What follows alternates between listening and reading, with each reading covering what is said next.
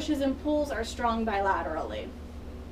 We're going to next assess for a Babinski reflex. So what I'm going to do, Stu, is I'm going to put your foot up here, and I'm just going to run my finger along the bottom portion of your foot. Cool. Good. And we'll do the next one. Other one. Good. And that is considered a negative Babinski's response. If the patient would have had a positive Babinski's, his toes, as I moved my finger along the bottom of his foot, his toes, we would have noticed a flaring of his toes, which we did not. So we're going to say that is a negative Babinski's. Next, we're going to assess the patient's spine. So Stu, I'm going to have you stand up.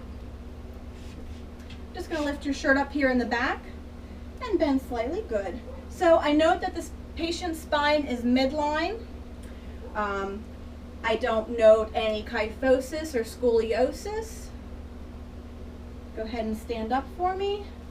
So the patient's posture is erect, good posture. What I'm going to have you do, Stu, is I'm going to have you walk. I'm going to have you just walk across. You can walk that way, and then I'm going to have you walk this way. Good. As I'm looking at the patient and watching him walk, his gait pattern is, he has a normal gait pattern, smooth with no balance issues. Gait is steady. So what I'm going to have you do next, Stu, is I'm going to have you walk again. I'm going to have you do heel to toe. Walk heel to toe. Good, and come back. And as I watch Stu walk, I note that again his gait is steady. He's maintaining his balance, so good. Next, what we're going to have you do is the Romberg test. So what I'm going to have you do, Stu, is close your eyes. I'm going to have you raise your arms.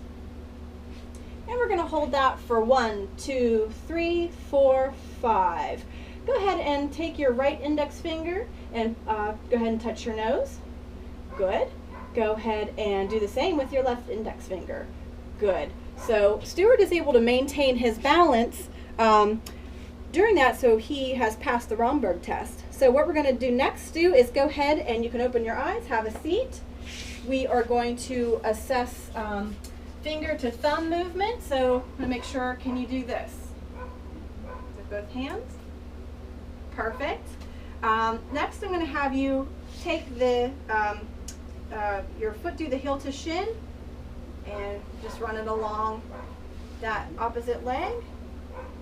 And that's good. The patient is able to do that. If he was not able to, that would be indicative of some kind of cerebellar dysfunction, but the patient has no difficulty doing that.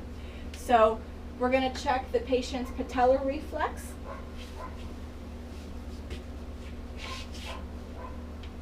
And what I'm going to do, Stu, is I'm just going to tap on your knee and check for a response. So, ready? Good. I know that the patient has an intact patellar reflex. We'll try the other one. Good. So, last but not least, Stu, I'm going to have you repeat those 3 words that I asked you to remember at the beginning of the assessment. Your phone, ball, dog. Excellent. Okay, thus concludes the head-to-toe assessment. Thank you, Mr. Wallstrom, for your help. You're welcome. Thank you.